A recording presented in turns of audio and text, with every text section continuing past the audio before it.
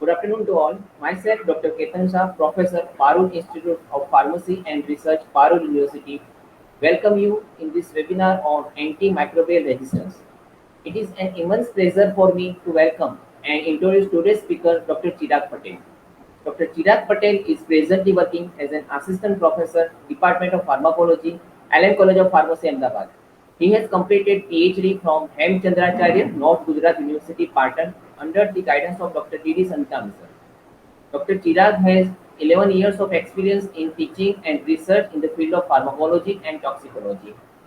Dr. Chirag has completed consultancy project worth rupees 15 lakhs and received 5 lakh grant for the research project and seminar conference and the faculty development program. He is also actively involved in conduct of the good laboratory practice activity at the institute. He has more than 25 research papers published in various national as well as in the international journals and has authored 2 books. Dr. Chirag has also guided 12 postgraduate students. So with this brief introduction, I would like to request Dr. Chirag Patel to deliver lecture on antimicrobial resistance. Thank you, sir. Over to you, Chirag, sir. Thank you, Ketan sir, for this introduction. First of all, I'm audible. Yes, sir. Yes, sir. You are audible. Okay. So, first of all, I would like to thank Dr. Abhay Dharamsi sir, Dr. Ketan sir, Parul Institute, and the team of Parul Institute of Pharmacy Research and Parul University, who give me an opportunity to deliver my talk, particularly on this important topic, that is antimicrobial resistance. Okay, currently antimicrobial resistance is a very, very important thing. Okay, so thank you. Without wasting time, directly move to the content. So today in this session or in this webinar, I will cover what is antimicrobial resistance, what are the different mechanisms through which bacteria produce the resistance against the antimicrobial, how resistance bacteria spread from one to another, what is the scope of problem, how dangerous this problem. Next, what is the prevention and control, or as a part of prevention and control, I will include the antimicrobial adjuvant and its types. Okay, so this will be covered in this 1 hour. Let's start. So before the discovery of penicillin, the era is known as the pre-antibiotic era. In this era, the treatment options were very limited. It is striking that the common infection like a sore throat, which is non-serious today, but it was a killer in pre-antibiotic era. After that, the discovery of penicillin was came. So since the discovery of penicillin by Alexander Fleming in 1928, antibiotics have significantly reduced the poor health and fatality against the infectious agent. Once a deadly disease like tuberculosis or pneumonia is safely we can treat now. So this era is known as the antibiotic era. But due to the irrational use of antibiotic, currently the world moving toward the post-antibiotic era, where the common infection which is caused by the gram-negative bacteria once again be a fatal. And this irrational use of antibiotics leads to the antimicrobial resistance. So antimicrobial resistance responsible for convert this antibiotic era to the post-antibiotic era, and which can be a fatal. Okay, so before going further detail, what do you mean by the antimicrobial? So antimicrobial are the medicine which is used to prevent and treat the infection in human and animal. Specifically, if you take the examples of this antimicrobial, then antibiotic, antibacterial, or we can say the antibacterial, antiviral, antifungal, and antiparasites. So these all are an example of antimicrobial. and we know very well that these are very important to treat the infectious disease. In another term, simply if I want to define the antimicrobial, then it is an agent which inhibit the growth or kill the microorganism without affecting host tissue. So this type of all agent, even though we can say the anti-cancer agent, now cover into this definition. So all the agent which inhibit the growth or kill the microorganism without affecting the host tissue are known as the chemotherapeutic agent or antimicrobial agents. Okay, so if bacteria produce a resistance against this antimicrobial, then it called the antimicrobial resistance. So what, as per the WHO defined the antimicrobial resistance means microorganism change over time and no longer respond to medicine. Means in case of the what do you mean by antimicrobial resistance? Antimicrobial resistance means microorganism change over time. They change themselves and no longer respond to medicine, and which making harder to treat infection, increase the risk of disease spread, severe illness, and it leads to the death. Simply, if I can say, then what do you mean by antimicrobial resistance? Antimicrobial resistance means decrease the efficacy or the effect of antimicrobial agent into bacteria. Bacteria change themselves, which result in our antimicrobial agent does not produce any effect. That is called the antimicrobial resistance. Let's just understand with the help of some small example or small image. See, this is a normal bacteria. Okay, here I'm taking the example of bacteria. So this is the normal bacteria. Now, if we applied or if we use the antibiotic, then this bacteria will kill by the antibiotic, and okay, this bacteria will kill by the antibiotic. But if bacteria change over the time, which leads to the okay, now bacteria change over the time, and now if we apply the antibiotic, then in the presence of antibiotic, bacteria will survive. Not only survive, but it also continue produce the offspring that resist the antibiotics, and this is the fatality of this antimicrobial resistance. Means it survive in presence of antibiotic.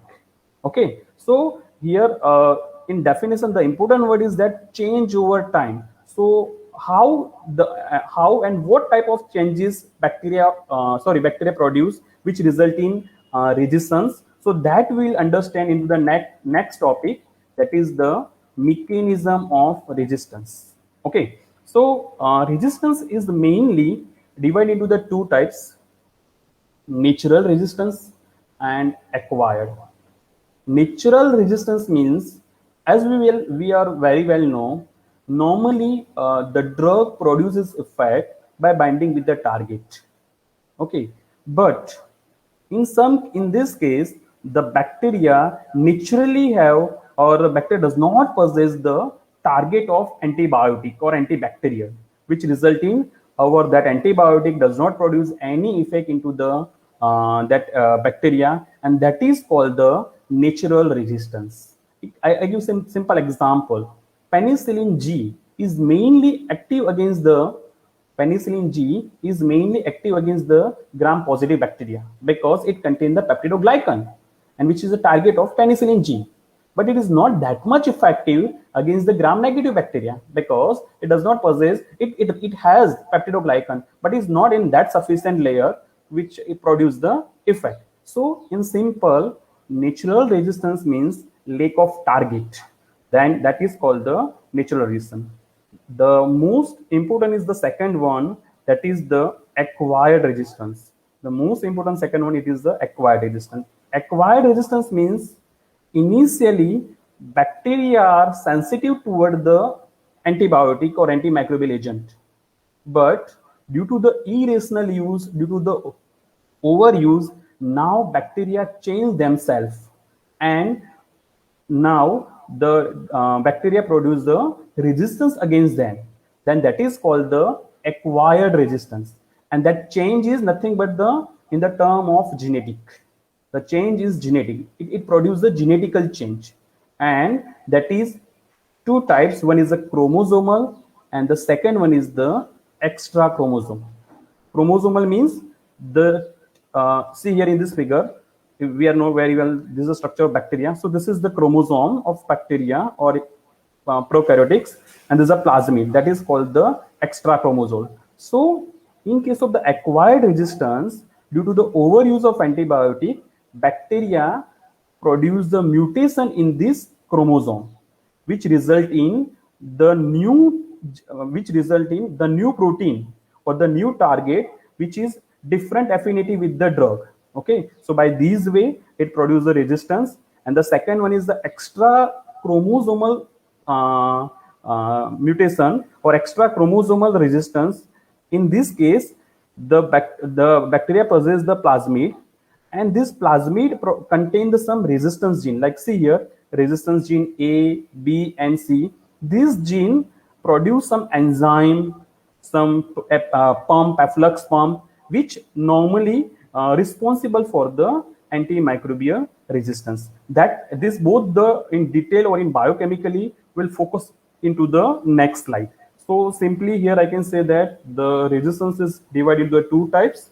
One is the natural and second one is the acquired. Acquired is mainly carried out by the genetic. It may be chromosomal or extra chromosomal. Next, if we'll try to understand the mechanism of drug resistance biochemically, it means how bacteria biochemically or due to this chromosomal or extra chromosomal mutation, how bacteria produce the resistance. Okay. Again, I already say the prerequisite for effect of any drug is the first drug must be bind with the target. The first prerequisite is the drug must be bind with the target, and the second prerequisite to produce the effect of drug is the minimum concentration must be available at the site of action. If these two prerequisites achieved, then only the drug produce the effect. So here see how bacteria produce the resistance against the antimicrobial agent. First one is that through chromosomal mutation, bacteria modify the targets. Means due to the chromosomal mutation, the bacteria modify the target, which result in our antimicrobial agent unable to bind with this target. And if drug is not bind with the target, then it leads to the resistance. Okay, the drug does not produce any effect and it leads to the resistance. Okay, the second mechanism, so the first mechanism modification of drug target. The second mechanism is enzymatic inactivation of antibiotic. So in this mechanism, with the help of plasmid mediated or extra chromosomal mediated resistance gene, extra chromosomal mediated enzyme is produced by the bacteria. These enzymes, see, this is your drug, and this is the enzyme which is produced by the resistance gene of plasmid. These enzyme inactivate or break down the antibiotic. Now this inactivated or modified antibiotic unable to bind with the targets, and which result in resistance. So this is the second mechanism, that is enzymatic inactivation of antibiotic, which is in this the beta lactam is the one of the most important example which produce the resistance by this mechanism. The third and important is the drug excretion by activation of efflux pump. Normally, as the second prerequisite is that minimum concentration must be achieved at site of action. So in this mechanism, bacteria produce the efflux pump. Now these efflux pumps continuously extrude or efflux the drug from outside of cell, which result in minimum concentration is unable to achieve at the site of action, and it leads to the resistance. So this is the third mechanism. The bacteria produce the efflux pump. Okay, tetracycline and some aminoglycoside is mainly against the tetracycline and aminoglycoside. Some bacteria produce the resistance by this mechanism, and it is currently very large amount of research is going on this efflux pump. The third and the sorry, the fourth and the last one is that many large molecule like aminoglycosides and the other antibiotic enter into the gram negative bacteria through porine channel. It enter into the gram negative bacteria through porine channel. Okay, and in this mechanism of resistance, bacteria, due to the mutation or due to the chromosomal mutation, it alter the permeability of this porine channel, which result in drug unable to enter into the cell and it produce the effect. So this is the fourth mechanism in which bacteria decrease the membrane permeability. So this is the four biochemical mechanism of drug resistance through which bacteria produce the resistance against the antimicrobial agent. The first one is the modification of drug target. The second one is the enzymatic inactivation of antibiotic. Third one is the drug excretion by activation of efflux pump. And the fourth one is the decrease membrane permeability. So these are the basic mechanism of drug resistance.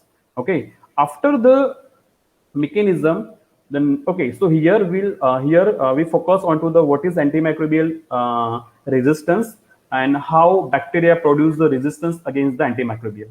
The next important term, which is how the bacteria spread from one to another, or before that, how bacteria spread the resistance from one bacteria to another bacteria, because this is very important. Okay, so the next topic is the or next part is the development and spread of antibiotic resistance in bacteria, then human and animals. Okay, so the first one is transfer of resistance gene from one bacteria to another bacteria, okay, or one bacterium to the another.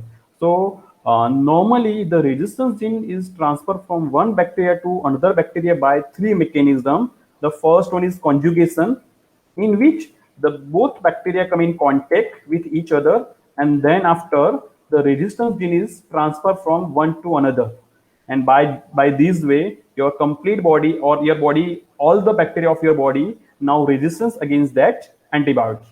The second mechanism is known as the transduction. So in case of the transduction, the bacteria transfer the resistance gene into the bacteriophage.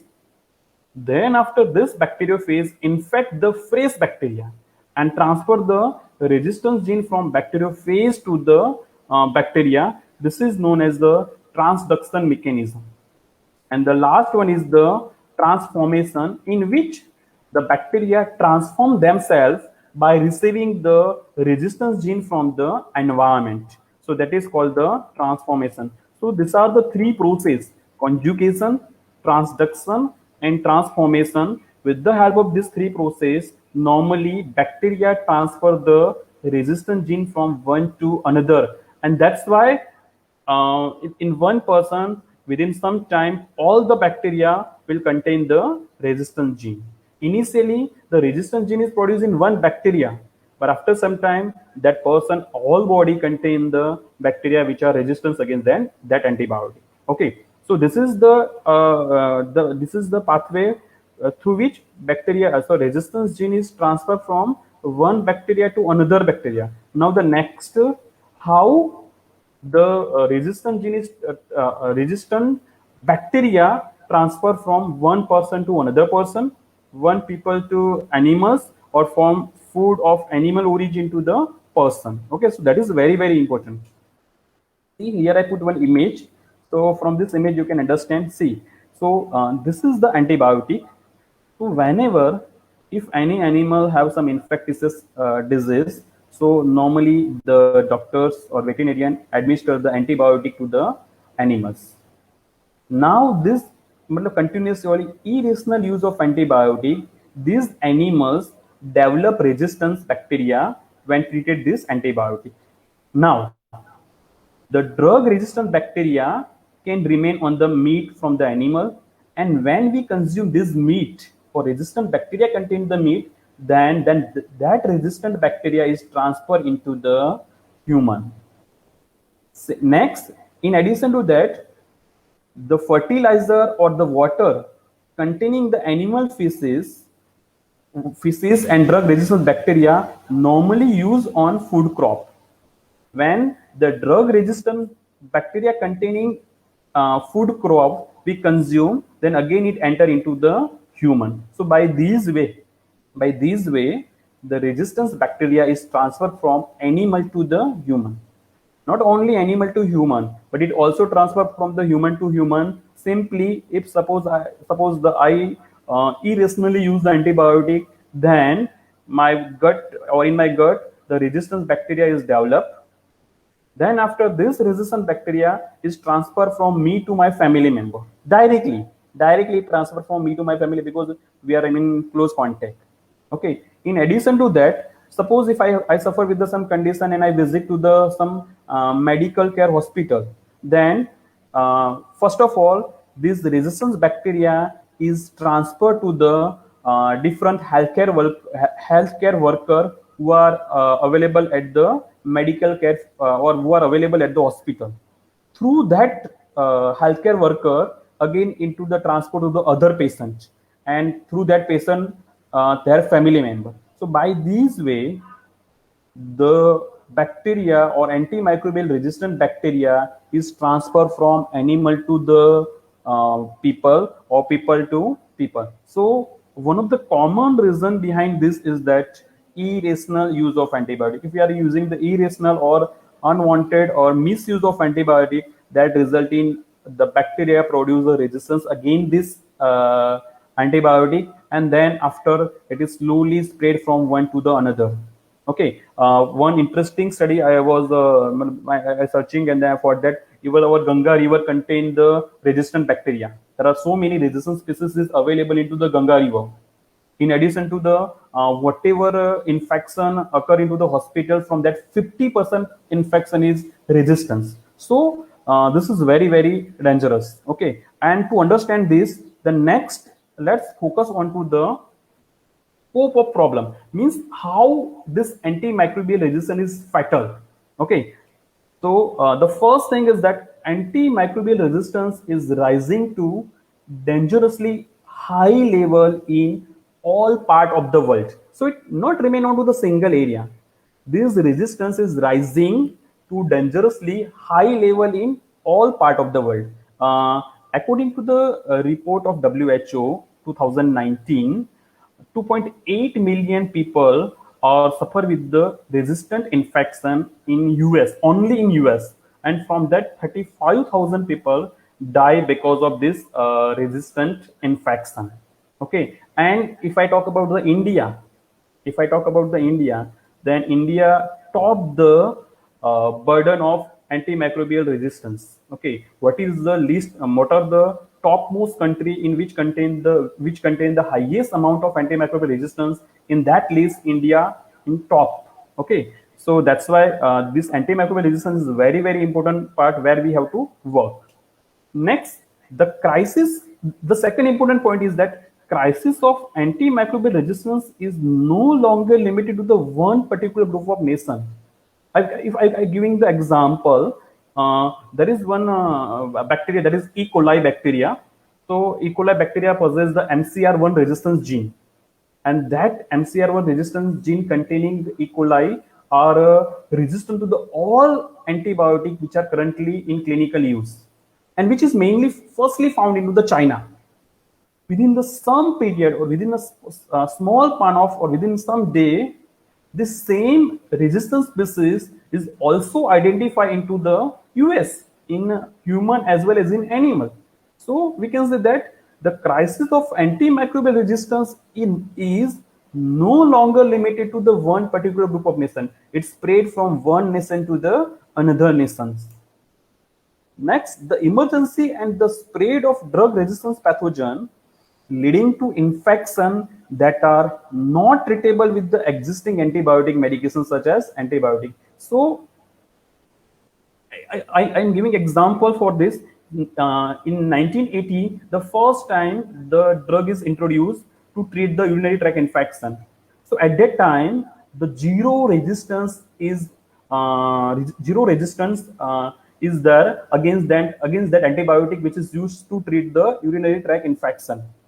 But if we talk about current scenario, then very few medication which available to treat the properly urinary tract infection, or if we can say that very few medication are there which are not resistance against the otherwise bacteria not produce the resistance against that antibiotic. So due to the emergency and spread of the drug resistance, the common infection once again be a fatal, and we can't use the antibiotic which is originally developed for that infection. Okay, and the last and sorry, and the fourth important thing is that the number of people for whom treatment is failing or who die of infection has been increased. If I give example, then if the patient is suffering with the Klebsiella pneumonia infection, which is resistant by the carbapenem and colistin, the death ratio is 69 to 70%. Means if the person is suffering with the Klebsiella pneumonia infection, which is resistant to the carbapenem and colistin, then 69 people die out of 100 people. अगर 100 people को ये disease हुआ है, so from that 69 people का death होता है because of this resistant bacteria. So this is very very dangerous. Now come to the economy. So the cost of antimicrobial resistance to national economy and their healthcare system is significant. How? Why this antimicrobial resistance lead to the this antimicrobial resistance increase the cost to healthcare system as well as society? See, suppose if bacteria produce the resistance against the first line antimicrobial agent, then we must have to go for the some second line or third line antimicrobial agent, which are obviously costly. In addition to that, we require some separate instrument, separate facility, isolated area, different more deep hospitalization. This all thing ultimately lead to increase the economical cost onto the patient as well as society as well as government. Okay, so that is also important point. Now one more thing is that several field of modern medicine which depend onto the availability of effective antibiotic drug. If I take the example, suppose if we want to perform the cancer chemotherapy, then antibiotic or effective antibiotic is very very important. The next, if you want to go for the organ transplantation, if you want to go for some major surgery, so in this type of major surgery or major technique, always we require the antibiotic. In absence of antibiotic, this all the procedure may be the risky, or it is risky. Okay, so that's why the resistance is very very important, and it is a fatal. And again, one more important point is that the clinical pipeline of new antimicrobial is dry. This is most important part. Clinical pipeline of new antimicrobial is very very dry. Currently, pharmaceutical company or biotechnological company are not interested to invest in this area. Why? Because market failure. Within a short time of investment, after 15-year investment or 15-year duration or money, within the short or 2 to 3 year, the bacteria produce the resistance against an antibiotic. So the chances of market failure is very very high in this area. So better they are invest into the some chronic disease. If we take the example, so in 2019, normally 32 medication on which clinical trial is going on, or the 32 medication of 32 antimicrobial agent on which clinical trial was performed. From that, only 6 medication are innovative. Remaining all are the repurposing. So what I want to say, the clinical pipeline of new antimicrobial is very very dry. Okay, and without urgent action, we are heading for the post antibiotic era, as I discussed initially, in which the common infection and the minor injury can once again be a fatal. Okay, so from this 4 to 8 point, we can understand the scope of the problem, how dangerous antimicrobial resistance is. Okay, next let's take this antimicrobial resistance in India perspective. Okay, so how it is India? So India, as I told you, India tops the list of country with the highest antibiotic resistance. And as I already discussed, as I already discussed you, the one of the most important reason behind the antimicrobial resistance is the over and excessive use of antibiotics. And in 2010 we are the leader in use of antibiotic.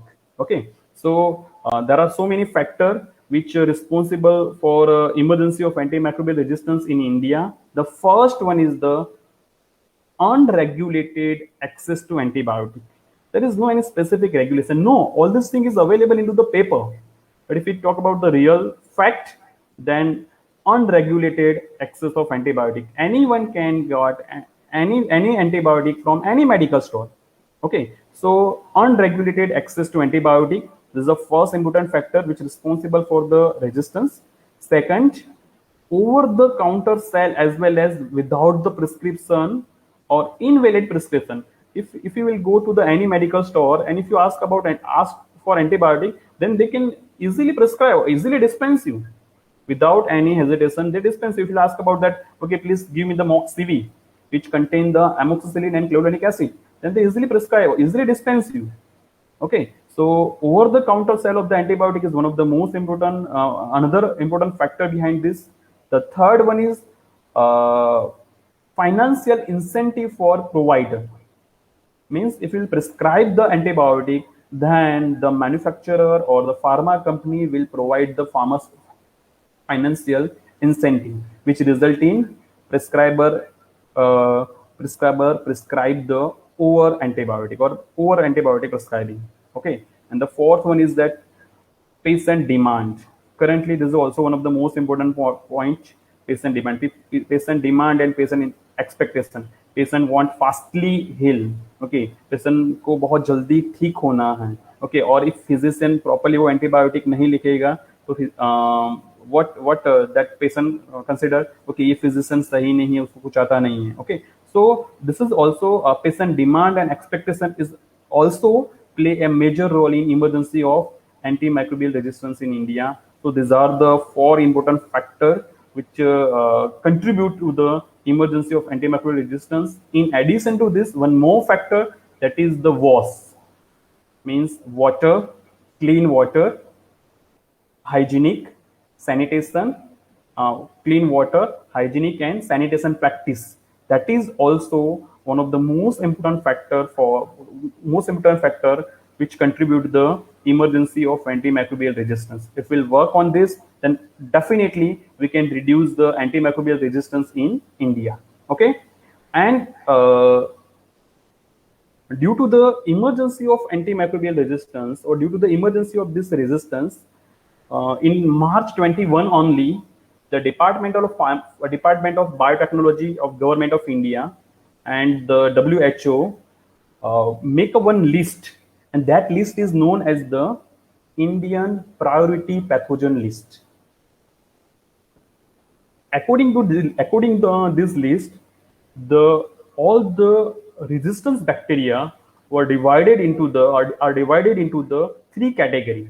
The first one is critical priority. The first one is the critical priority. Critical priority means the most urgent action is required. Okay. The second one is the high priority, and the third one is the medium priority. The same way, WHO also published the priority pathogen list of priority pathogen list. Okay, but this is specifically for India. India में कौन सा bacteria के against में resistance ज्यादा है, on the base of कौन सा bacteria ने रेजिस्टेंस ज्यादा प्रोड्यूस किया against the drug, on the base of that here it divide into the three: critical priority, high priority and medium priority. So in critical priority, mainly the four bacterial species are there. The first one is the Klebsiella pneumonia, and the second one is the E. coli, which are the come under the Enterobacteriaceae. These bacteria produce a resistance against the carbapenem, one of the most and last resort of these three. If you consider, then it is the last resort of antibiotic: carbapenem, colistin, and tigecycline. So this bacteria, Klebsiella pneumonia, the clinical isolate which is collected from the different region of India, and they found that this Klebsiella pneumonia and E. coli found the resistance against this carbapenem, colistin, and tigecycline. Similar way, Acinetobacter baumannii and Pseudomonas aeruginosa, which produce the resistance against the carbapenem and colistin.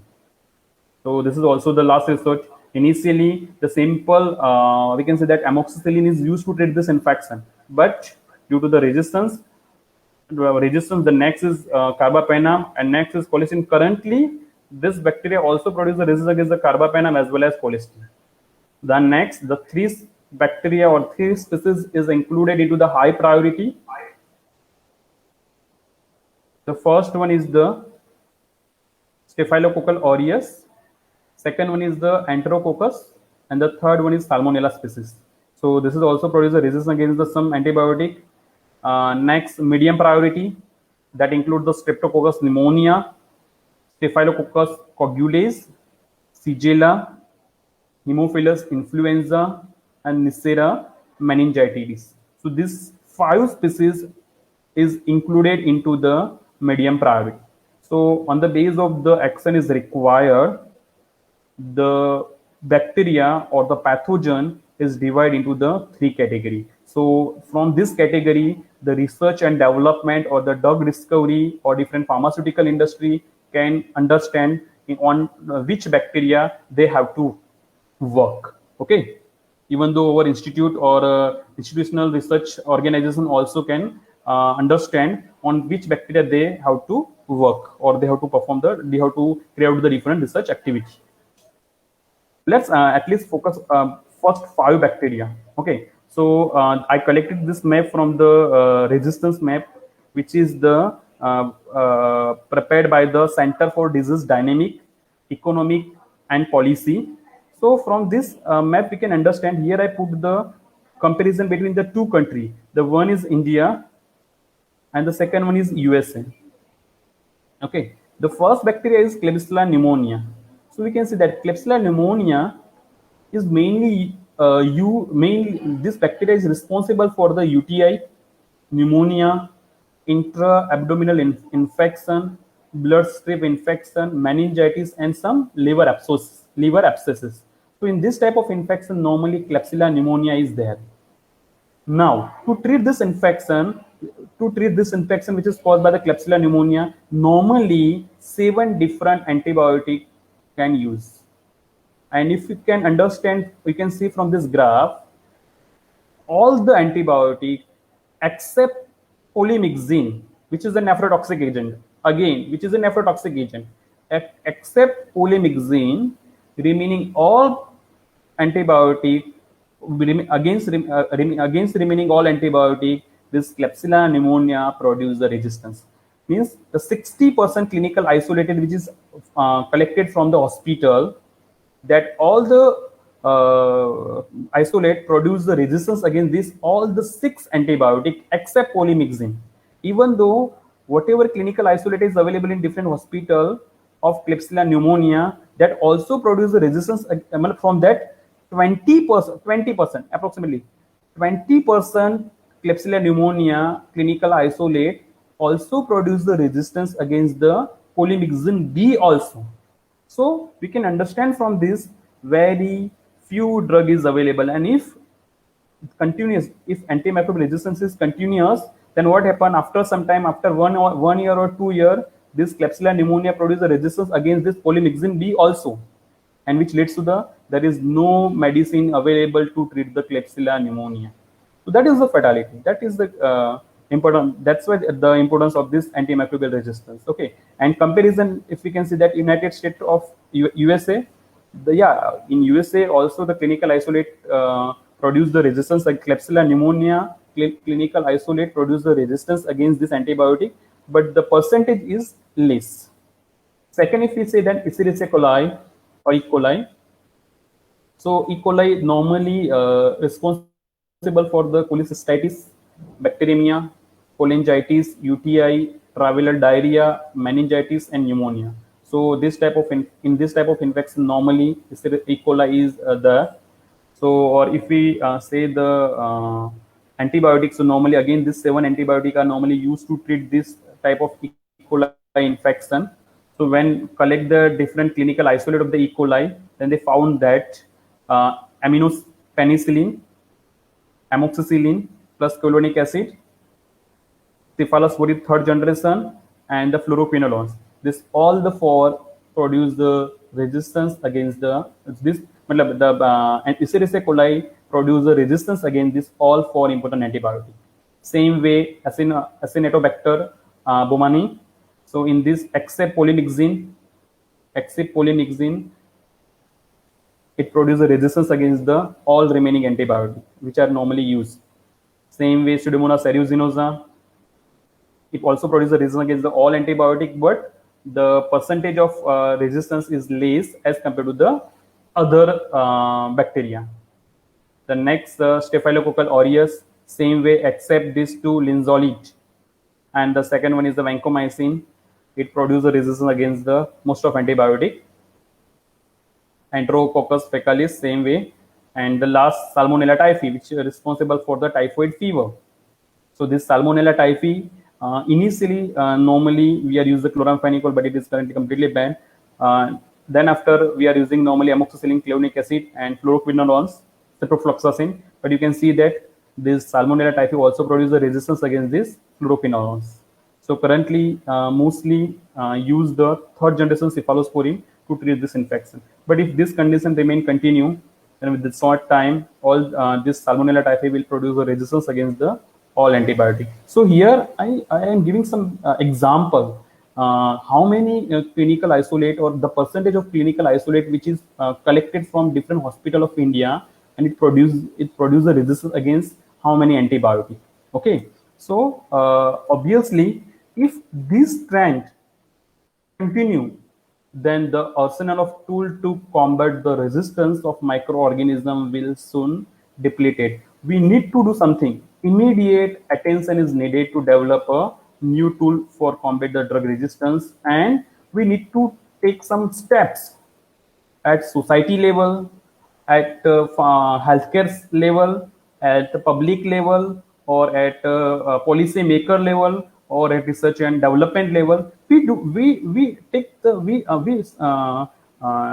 compulsorily we take the some steps which reduce the impact and limit the spread of resistance. Okay, I'm not going much detail what steps is required, but as the if I talk about the public level, so at least we can reduce the use of irrational, or otherwise we can stop the irrational or misuse of antibiotic. If we will at least if as a public or as a general public, if we are doing at least this thing, we can stop. If we stop the irrational or misuse of antibiotic, then also we can limit the spread of resistance. Okay, and as a healthcare provider, I'm talking about the physician, I'm talking about the pharmacist, I'm talking about the nurse. As a healthcare provider, if we can stop the irrational prescribing and irrational dispensing of antibiotic, then also we can reduce the impact of resistance. So these are two important things which we can at a public level. We must have to stop the irrational use of antibiotic.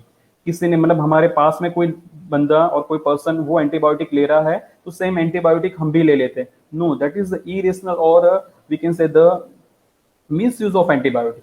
And same way at the physician or at the pharmacist level, stop the dispensing of antibiotic without prescription. Okay, so if we take these two small steps, then also we can reduce the impact of resistance. Okay, now at the research level, now next we move to the research level. What we can do and how how pharmaceutical industry or biotechnological industry can reduce the resistance. So we develop some new tool which combat the drug resistance. So there are many approaches being used to reduce the emergency and impact of resistance to antibiotic. From that many approaches, the one approach is this development of novel antibiotic.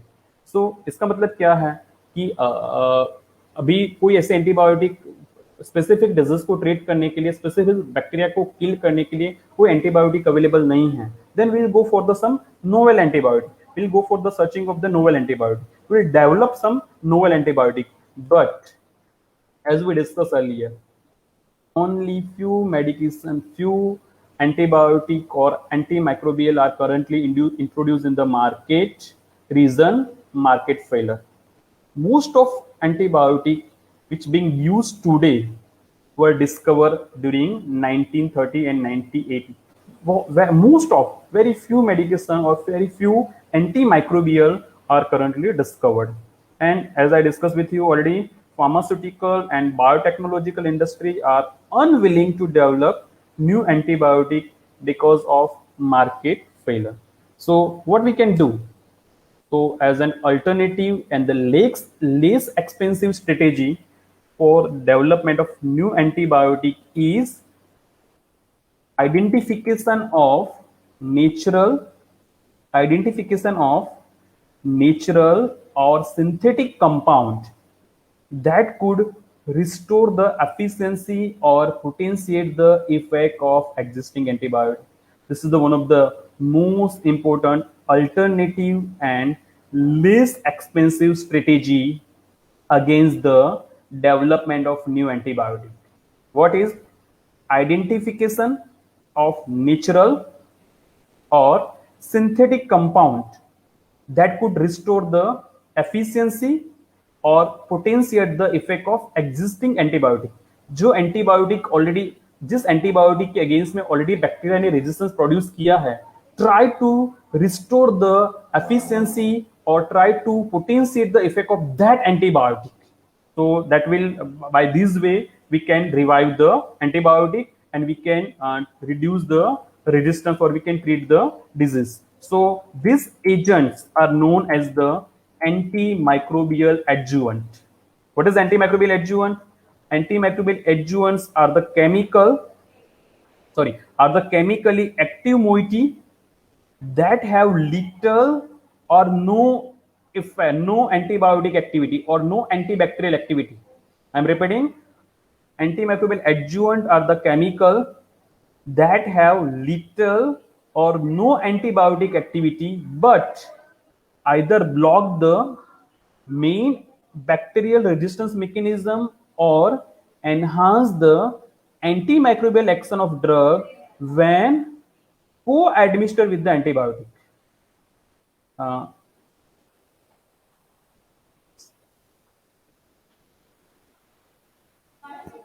Uh, just wait.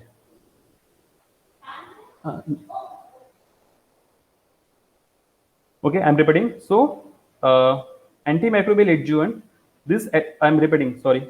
This adjuvant are chemically active moiety that have little or no antibiotic activity but either block the main bacterial resistance mechanism or enhance the antimicrobial action of drug when co-administered with the antibiotic. Means in simple, if I can say, this agent mainly block the and block the mechanism or block the pathway through which bacteria produce the resistance against the antibiotic. It mainly blocks the pathway through which bacteria produce the resistance. So as we discussed earlier, there are the four important pathway through which bacteria produce the resistance. From that, first one is modification of drug target. So here we can't do anything. यहाँ पे हम कुछ नहीं कर सकते. But the second one is that enzymatic inactivation. So normally in this case, the enzyme inactivate or modify the antibiotic, which result in resistance. So if we'll block this enzyme, if we will block this enzyme, then definitely we can restore the efficiency of antibiotic. Okay, so if we'll give enzyme inhibitor and antibiotic in combination, then definitely we can restore the efficiency of antibiotic.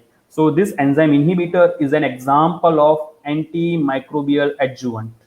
Same way, as we already discussed, the efflux pump is responsible for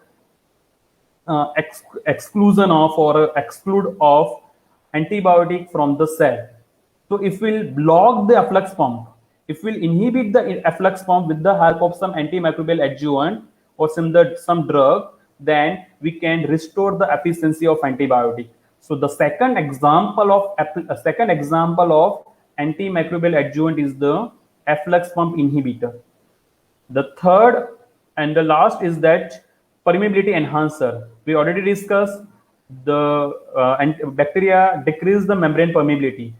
If we'll administer some drug which enhance the permeability, then obviously we can restore the efficiency of antibiotic. So the third antimicrobial adjuvant is the permeability enhancer. So these are the three most important example of antimicrobial adjuvant. The first one is the enzyme inhibitor, the second one is the efflux pump inhibitor, and the third one is the permeability enhancer. These three are an example of class 1. Normally, the antimicrobial adjuvant for is the understanding in divide into the two class 1 and class 2. Class 1, which mainly account to the resistance mechanism, and class 2, which normally enhance the host ability to kill bacteria. Here we are normally focused onto this because as a research, it is very in research point of view, it is very important. So these three are an example of class 1 antimicrobial adjuvant. Let's fastly complete these three. The first one is enzyme inhibitor. Okay, we already discussed enzyme. Normally, enzyme inactivate the antibiotic or modify the antibiotic. Okay, and so let's that understand with the help of this image. See, this is antibiotic. So normally, this antibiotic bind with the target and it produces the effect. Now, this bacteria produce the resistance enzyme by some plasmid mediated or through plasmid. Now, this resistance enzyme produces effect by two ways. First, hydrolysis, and the second one is modification. Hydrolysis means it break down the antibiotic or it inactivate the antibiotic, which result in it unable to bind with the target.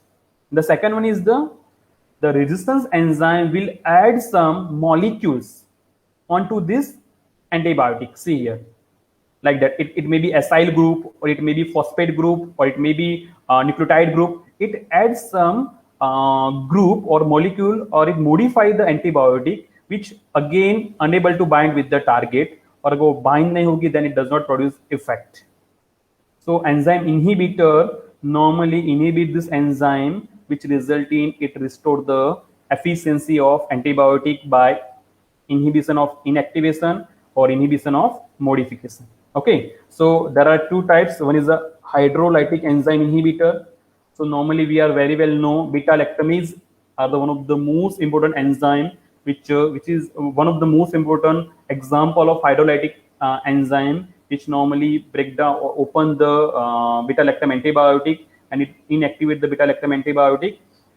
Umber give the divide the all the beta lactamase enzyme into the four different class A, B, C, D. A is the serine penicillinase, then B is the metallo-beta lactamase, C is the cephalosporinase, and D is the oxacilinase. So these are the four different example of beta lactamase, and they inactivate the different beta lactam antibiotic. And see here, these are the different enzyme inhibitor.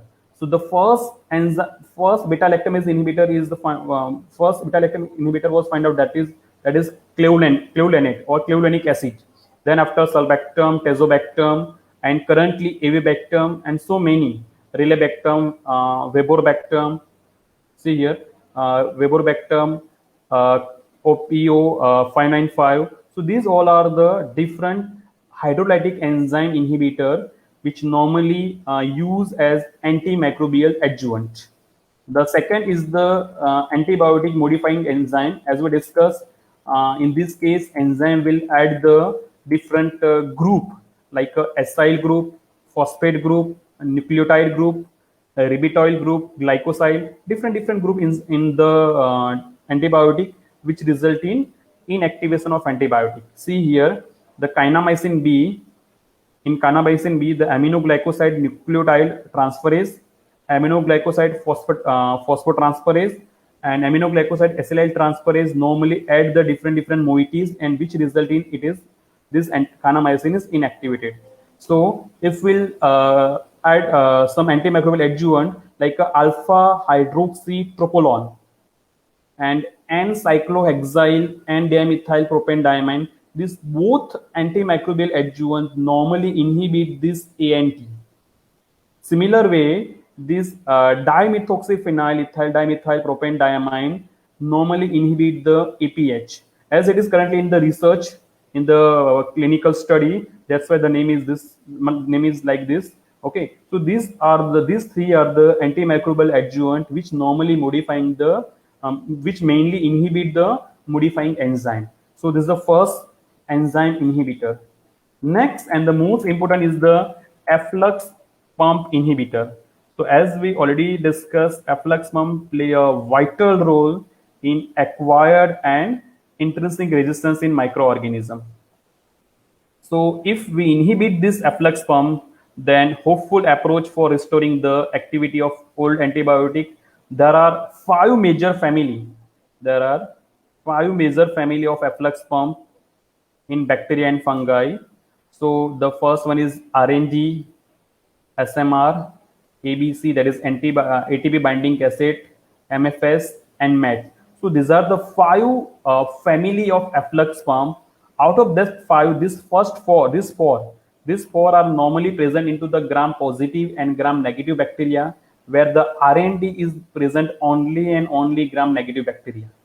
And you can see that these are the different bacteria in which this type of efflux pump is there, like in Staphylococcal aureus, Vibrio cholerae, and Neisseria gonorrhea, and Neisseria meningitis. So in this all the species, normally the MET family efflux pump is there. So likewise, different bacteria contain the different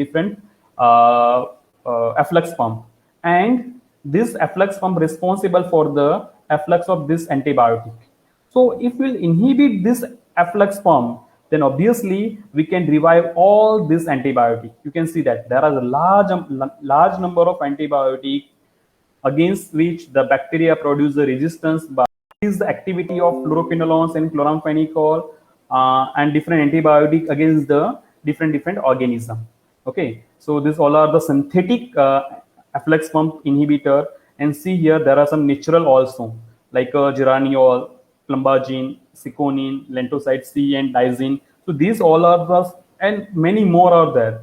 Actually, I can't put all that efflux pump inhibitor, but there are so many efflux pump inhibitor which is the naturally which is naturally derived, and it increase the activity or restore the activity of so many antibiotics. Okay, so obviously this is also one of the good we can say the antimicrobial adjuvant. The next one is the permeability enhancer. So as we discussed, mostly the large molecule is enter inside the cell through porine channel, and if we will alter the permeability, then definitely we can restore the efficiency of that antibiotic. So normally polyamines Normally, the polyamines, like example is cadaverine, putrescine, spermidine, and spermine. So these all are the polyamine which normally increase the susceptibility in Pseudomonas aeruginosa to beta-lactam antibiotic, chloramphenicol, nalidixic acid, and trimethoprim by increase the permeability.